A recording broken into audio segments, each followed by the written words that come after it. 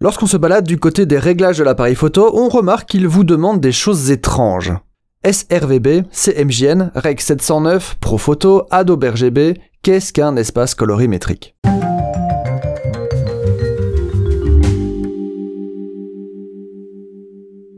Reprenons notre exemple dans l'espace. Imaginez que vous devez transmettre les informations d'une photo à votre base, mais vous ne pouvez qu'émettre. Vous décidez alors d'utiliser une boîte de crayons de couleur et de l'utiliser comme référence. La transmission se passe bien, seulement à l'arrivée, contre toute attente, les couleurs des deux différentes photos ne sont pas identiques. L'opérateur qui recevait votre message a pourtant bien suivi les consignes, il ne s'est pas trompé, ni vous non plus d'ailleurs. Après enquête, on remarque que vous n'utilisiez simplement pas la même gamme et la même marque de crayons de couleur. Eh bien, un espace colorimétrique, c'est plus ou moins la boîte de crayons. Notre monde est bombardé d'ondes électromagnétiques, notamment venant du Soleil, mais pas que, et une partie de ces ondes sont visibles par l'œil humain. Lorsque nous capturons ces ondes avec un appareil de prise de vue, que ce soit un appareil photo, une caméra ou votre smartphone par exemple, eh bien le résultat, la photo ou la vidéo, est en fait une conversion, une interprétation de signaux électriques reçus via un capteur. Ce capteur a ses limites. Il ne voit pas nécessairement comme nous. La plupart des capteurs ont une matrice rouge, vert, bleu, le fameux RVB, la matrice de Bayer qui revient tous les 3 épisodes, RGB en anglais. RGB est un espace colorimétrique. Il interprète et convertit les signaux bruts du capteur en couleurs affichables. Donc, la première interprétation des couleurs se fait à la prise de vue et en toute logique dès qu'elle sera convertie sur un autre support, comme une imprimante ou tout simplement un écran. Une imprimante ne fonctionne pas avec la synthèse additive RVB, mais avec une synthèse soustractive CMJN pour cyan, magenta, jaune et noir, la fameuse quadrichromie. CMJN est un espace colorimétrique. Si je donne les informations RGB à une imprimante qui attend du CMJN, ça ne va pas bien se passer, comme dans notre petit exemple spatial.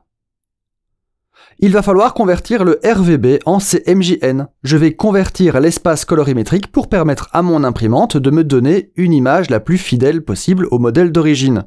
Si ces espaces ne sont pas compatibles, les couleurs de votre photo imprimée peuvent être très différentes de celles que vous voyez à l'écran.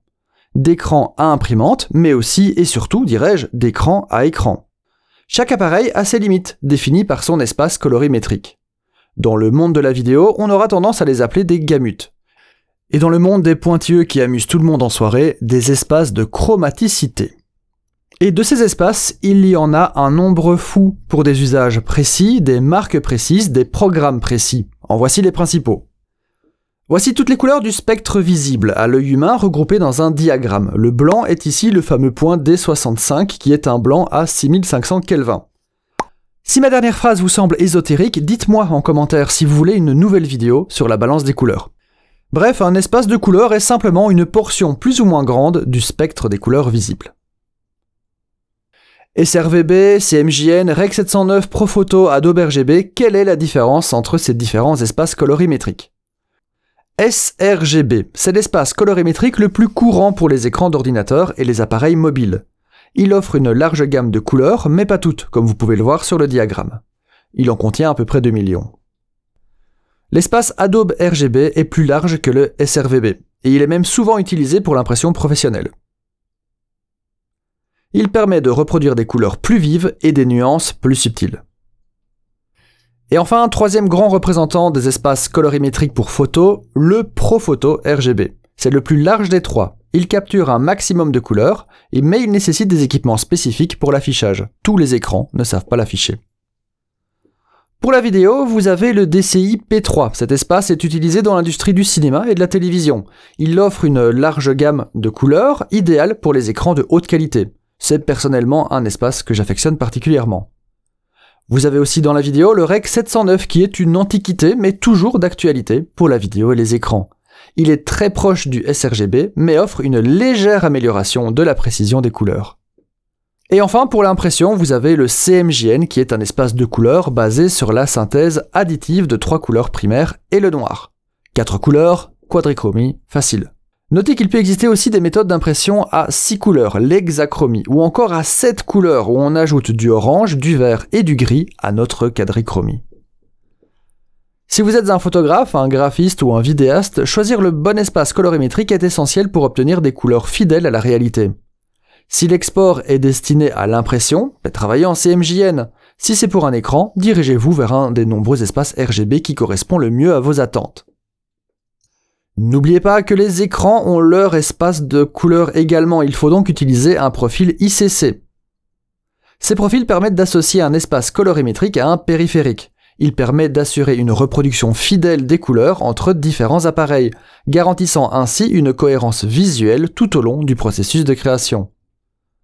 Donc, si la photo imprimée ne correspond pas à vos attentes, c'est peut-être moins la faute de l'imprimante que de l'écran lui-même. Voilà pourquoi il est conseillé de travailler avec un écran de qualité et étalonné. Notez également que certains formats n'acceptent pas certains espaces colorimétriques.